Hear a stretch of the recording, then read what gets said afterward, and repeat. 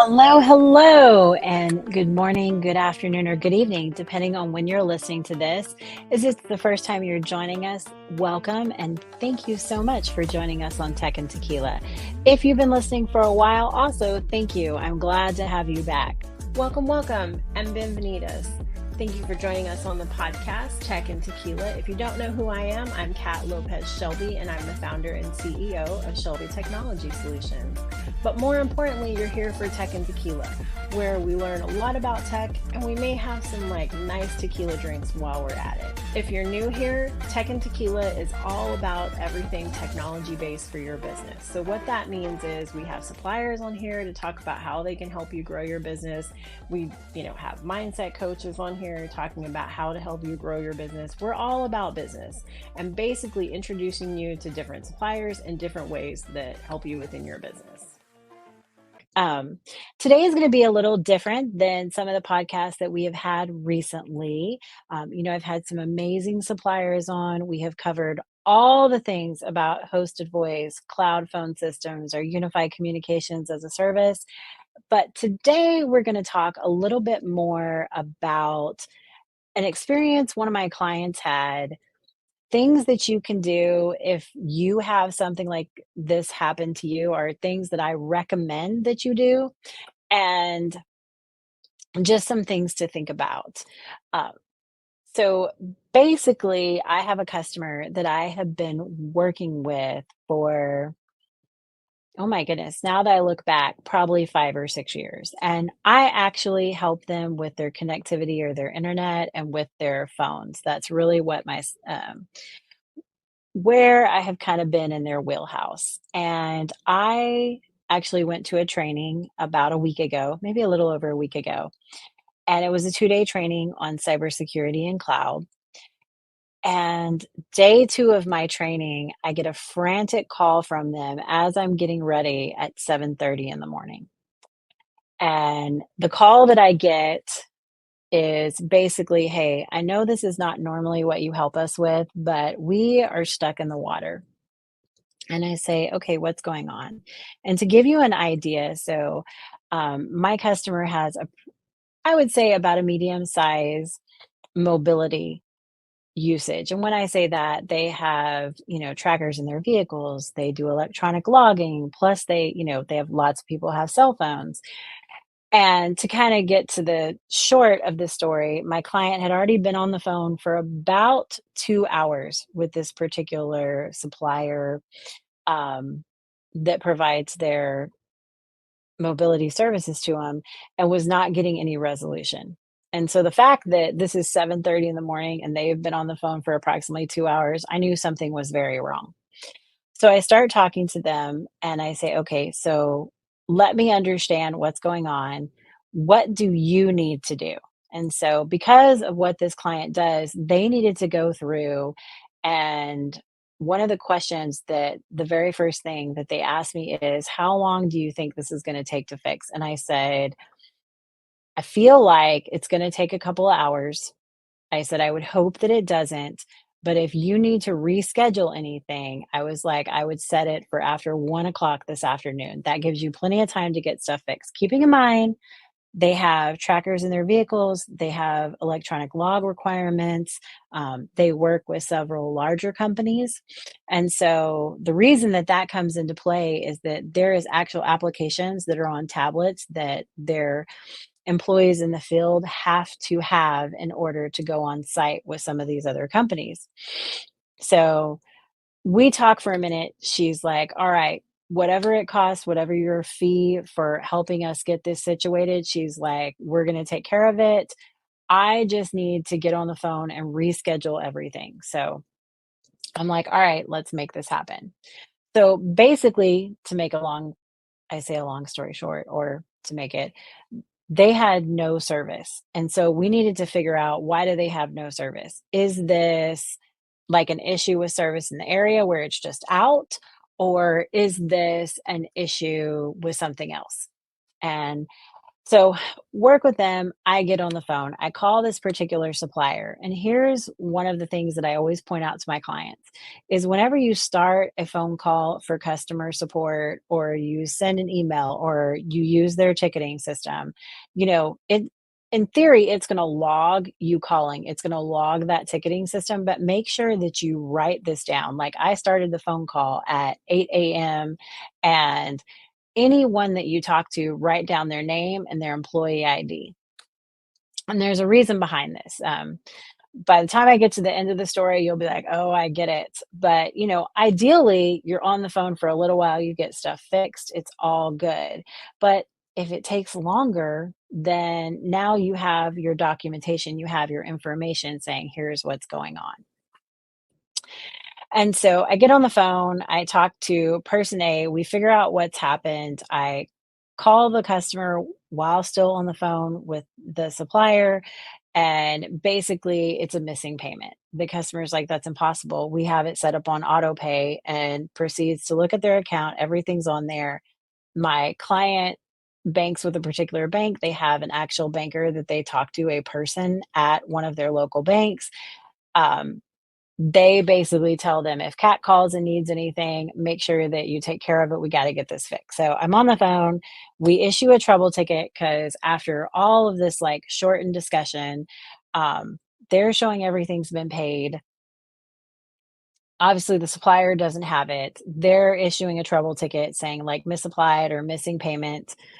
And they're like, okay, it should take me a few minutes. Let me get everything restored. We'll be back and up in business. And as we tick on the phone and we're talking, the rep that I'm talking to comes back on and says, I don't know what's going on. I'm having issues. I'm going to go ahead and escalate this up to my manager because this is not working. So I get on the phone with the manager. I'm on the phone for a little while longer. He's still having the same issue. He's like, this is not making sense. We've got the trouble ticket issued. Everything should be working. I think it's something in tech support. So now I've talked to two people. I'm on to my third person. And at this point, I've been on the phone for about an hour and 30 minutes. And the reason I say that, so I've gotten their names, I've gotten their employee IDs. They send me over to tech support.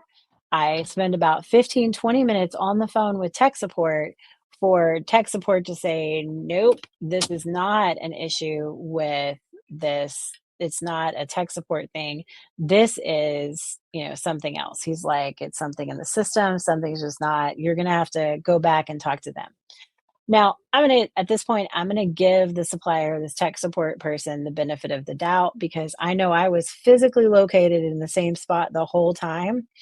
And when they went to transfer me back to this other department, the call dropped.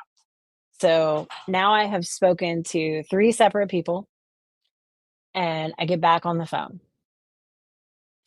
to call and be like, all right, okay. So you would think there would be several notations on the account saying, here's, step one, step two, step three. But it is what it is. I get back on the phone. I explain to the first person, I say, here's what's going on. We have a missing payment. I've got all the information. That person proceeds to tell me, well, just issuing the ticket is not going to be enough. We've got to have documentation showing this is issue. I said, well, I have a screenshot from the customer now, and anything additional you need, we can get and we can email or we can fax in. This particular customer service rep sends me everything via text messaging. I get that. I pull it up between me and their banker that they work with at the bank. We get everything submitted, and he's like, all right, we're going to get everything working. Same rigmarole, get escalated to the manager. Manager can't get everything done. I get escalated up to the manager's manager, which at this point I'm like, okay, so it's like the sixth person that I have spoken to about this. And I'm on the phone talking, saying, we've already submitted this. This is going. And when I say I got kind of like a hinky feeling, or my gut told me that this interaction was about to go whoop left, it was like everything I had been told before. This particular manager was like, nope, that's not at all what happens. They're going to have to make another payment. They're going to have to do this. It doesn't matter that this has been submitted. And I said, well, that doesn't make sense. I was like, this customer, their bill is not tiny and they have been with you guys for quite a long time. I know that the whole time that I've worked one of them, they've been with this company. So we're talking 5, 6, 7 years, because probably prior to me working with them, they've been with them. Their spend is, pretty substantial. I'm like, they're not just going to go and be like, here, let me cut another check when you have already gotten the money. And we kind of go back and forth for a while. And basically, what this particular person says is, there's nothing I can do. We just have to give it time. They're just going to be out of service. And I'm like, this is a business account. That's not acceptable. We need to get this back on. And he basically says to me, and here's where I was like, oh, my gut feeling was so right. He says, well, the only thing you can do is mail a letter. And he's trying to give me an address for this particular escalation department.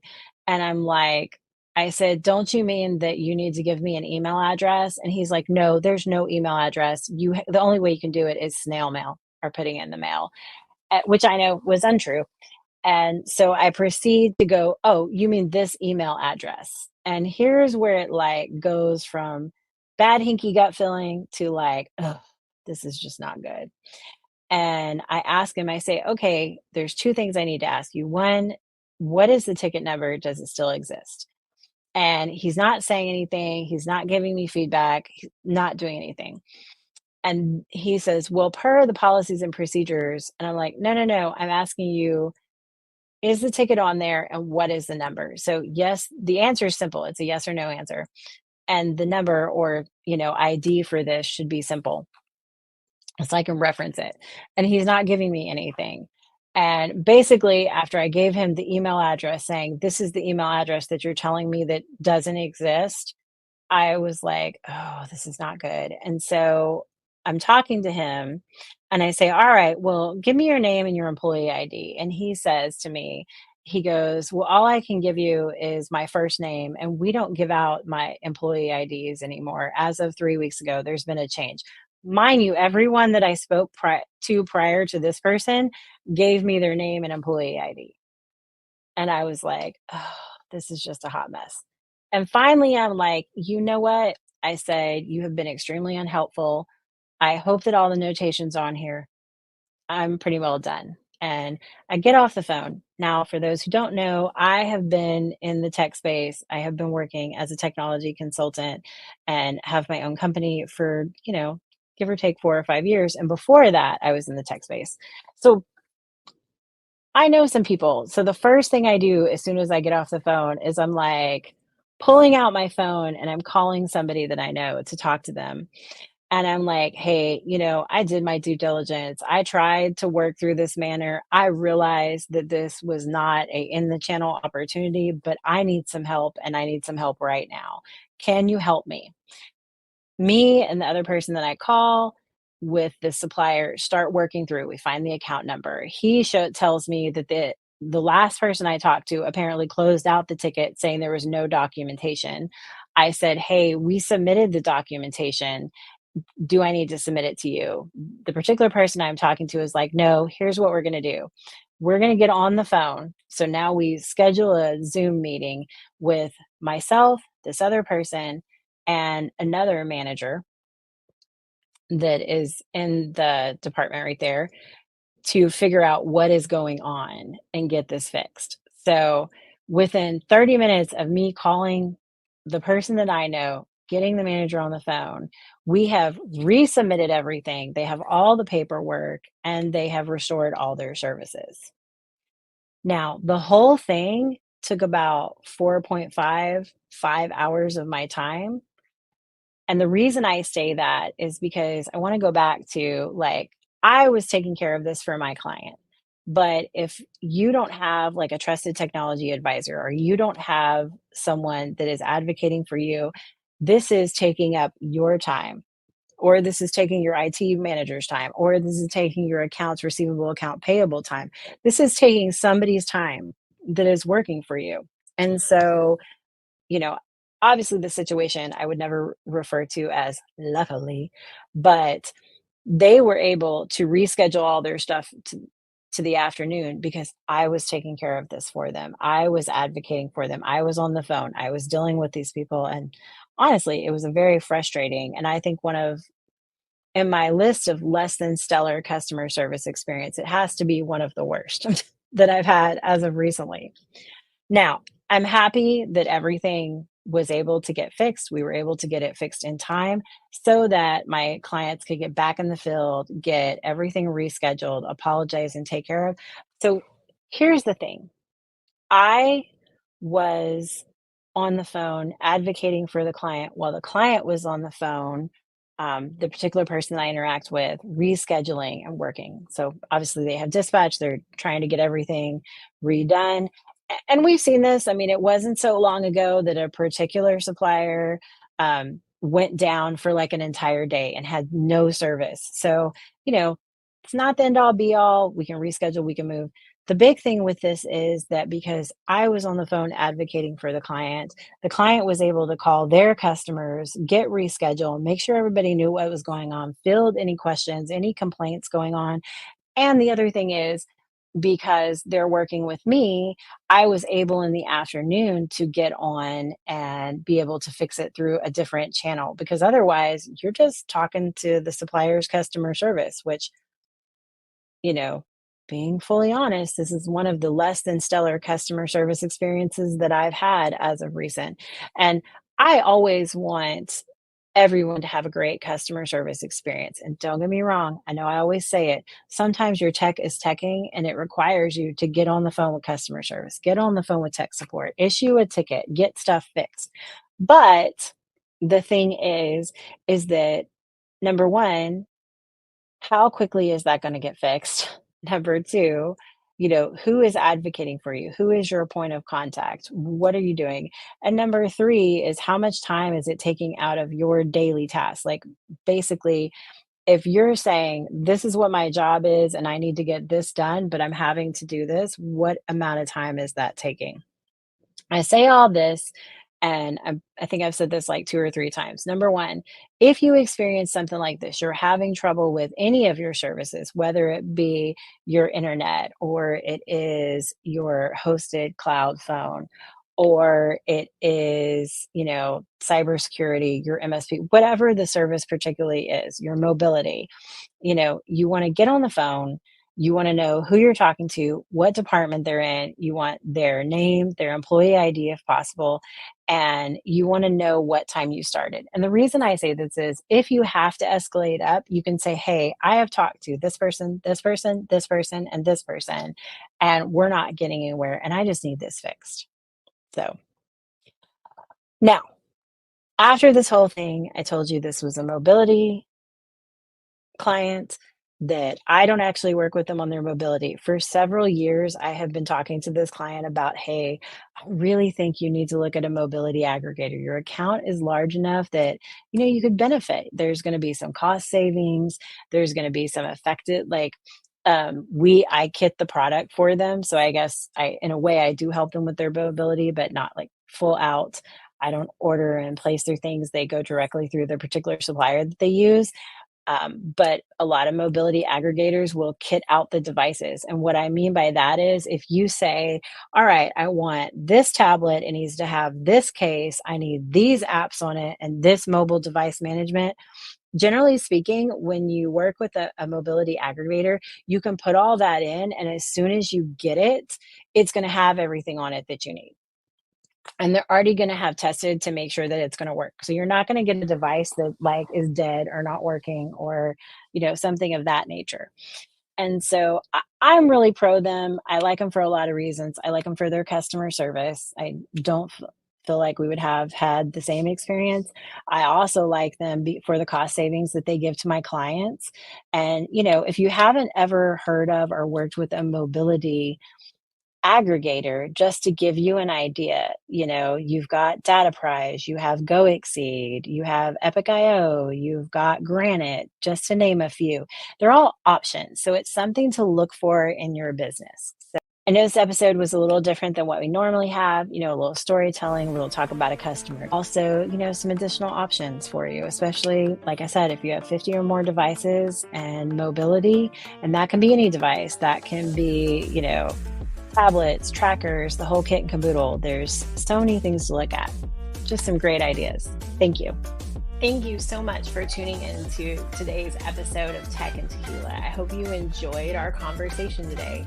To stay updated about all things tech and more, don't forget to visit us at our website, shelbyts.com. If you loved what you heard, remember to show your support by liking, sharing, and subscribing to our podcast. Your 5-star ratings and reviews mean the world to us and help us to reach more listeners just like you. So muchas gracias again for joining us with Tech and Tequila. Thank you so much. You learned a lot about tech, and maybe you had a nice drink of tequila.